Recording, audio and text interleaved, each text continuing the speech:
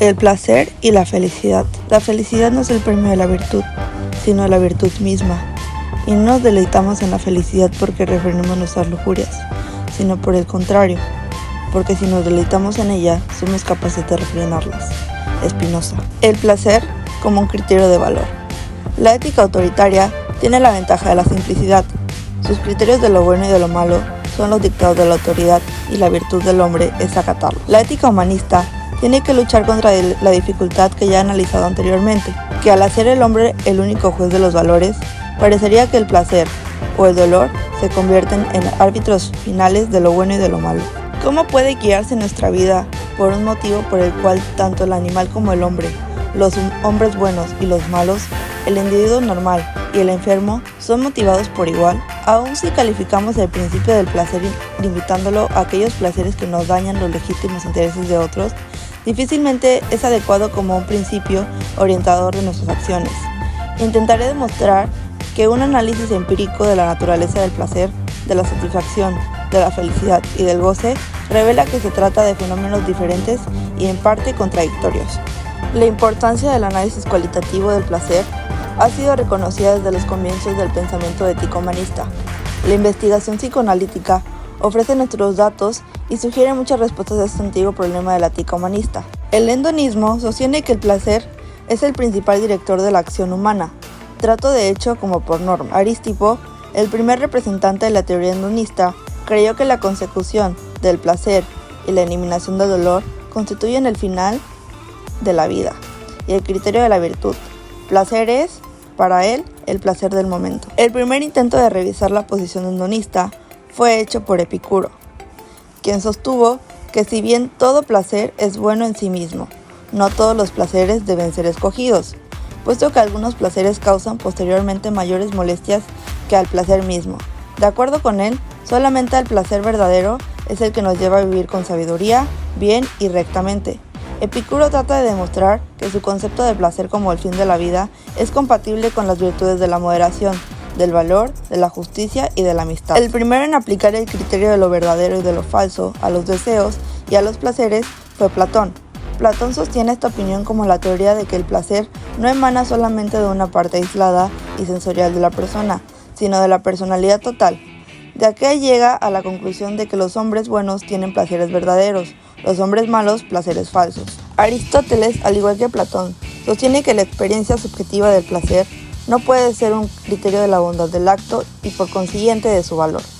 Dice que, si hay cosas que son placenteras a personas de constitución viciosa, no debemos suponer que también sean placenteras para otras, justamente como tampoco razonamos así cerca de cosas que son saludables, dulces o amargas, para personas enfermas, o atribuimos blancura a los objetos que parecen blancos a quienes padecen una enfermedad de la vista.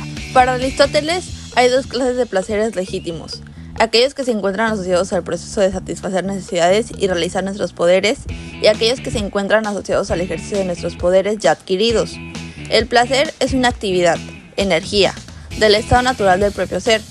El placer más satisfactorio y completo consiste en una cualidad resultante del uso activo de poderes adquiridos o actualizados. Implica alegría y espontaneidad o actividad no impedida. No impedida significa no bloqueada o frustrada. El placer y la vida están íntimamente ligados entre sí y no admiten separación. La felicidad mayor y más duradera resulta de la suprema actividad humana que está hermandada con lo divino, la actividad de la razón. La teoría del placer enunciada por Spinoza es similar, en ciertos aspectos, a la de Platón y de Aristóteles, pero va más lejos que estos. También creyó que la alegría es el resultado de una vida recta y virtuosa, y no una señal de maldad, como lo sostienen las escuelas que se oponen al placer. El concepto de alegría, expuesto por Spinoza, se relaciona con la potencia. La alegría es el paso del hombre de un menor a una mayor perfección. La pena es el paso del hombre de una mayor a menor perfección. El placer no es el fin de la vida, pero acompaña inevitablemente a la actividad productiva del hombre. En la ética de Spencer encontramos uno de los estudios más completos y sistemáticos del principio del placer, que puede servirnos como excelente punto de partida para un análisis ulterior. Spencer considera que el placer y el dolor tienen la función biológica de estimular al hombre para que actúe conforme a lo que es benéfico, tanto para él individualmente como para la raza humana. Son por consiguiente factores indispensables en el proceso evolutivo.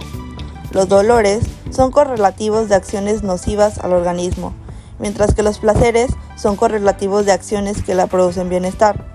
El individuo o la especie se mantienen vivos a lo largo de su vida persiguiendo lo agradable y rehuyendo de lo desagradable.